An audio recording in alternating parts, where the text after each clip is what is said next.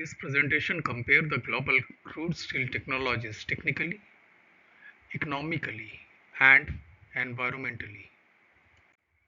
We'll examine the cost in Indian rupees and US dollars, investment need, emission, and the strategic position of the countries and the companies.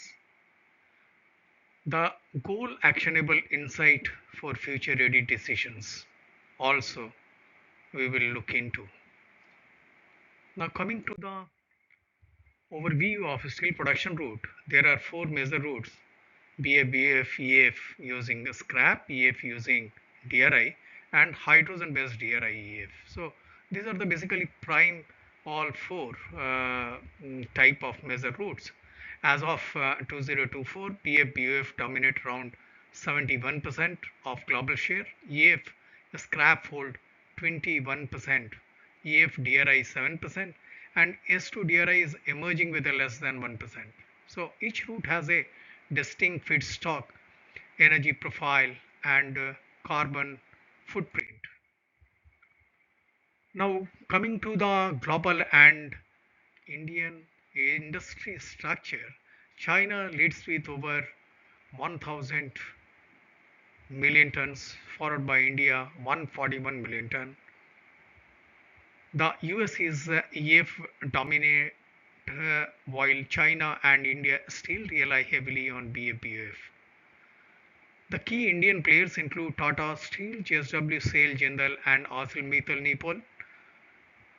And EF share is rising constantly, signaling a shift towards cleaner, flexible production.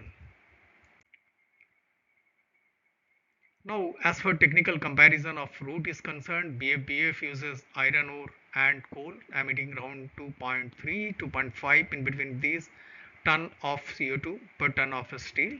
EAF-Scrap emit just 0.7, while EAF-DRI emit 1.4. Hydrogen-based DRI-EAF is the cleanest with the emission between 0.2 and 0.5. Feedstock and energy sources define the environmental impact of each route.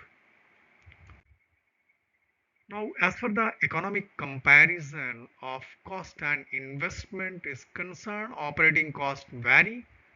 BF at 390 US dollars per ton, EF scrap at 415, EAF-DRI at 455, and S2-DRI EAF at 650 US dollars.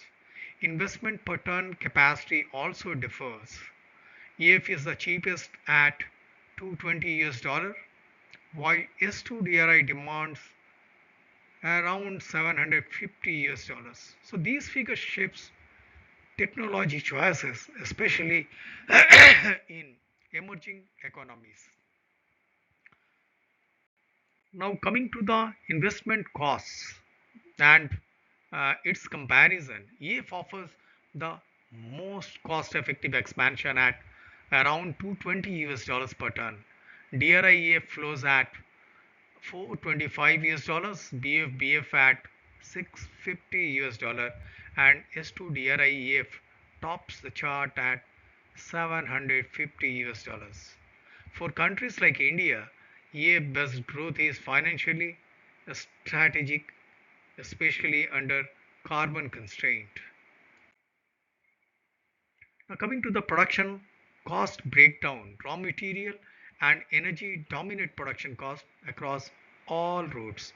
BF, BOF and EF scrap are relatively balanced, while S2-DRI EF incurs high energy cost. Labor and other expenses are minor contributors. Optimizing feedstock and energy mix is key to cost control. Now coming to the environment and regulatory drivers, steel contributes around 7 to 11% of global CO2 emissions. Regulations like EU, CBAM and national net zero targets are pushing cleaner technologies.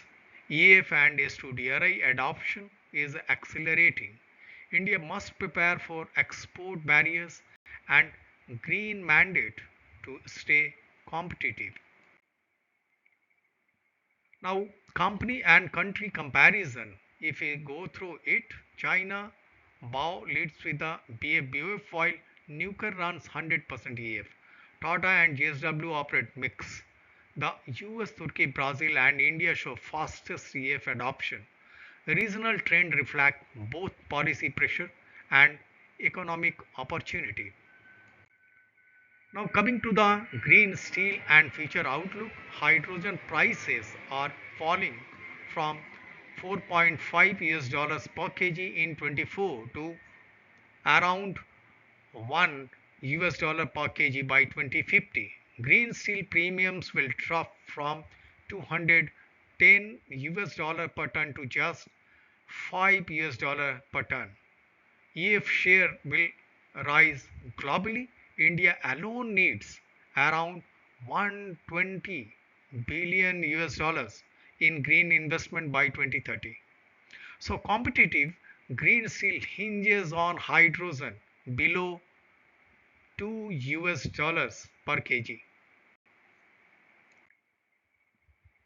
Now coming to the green steel cost evaluation, that is by 2030 declining hydrogen cost will make green steel viable.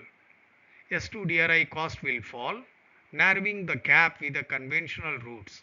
As S2 drops to 1 US dollars per kg, green steel becomes economically competitive, especially in regions with renewable energy as access.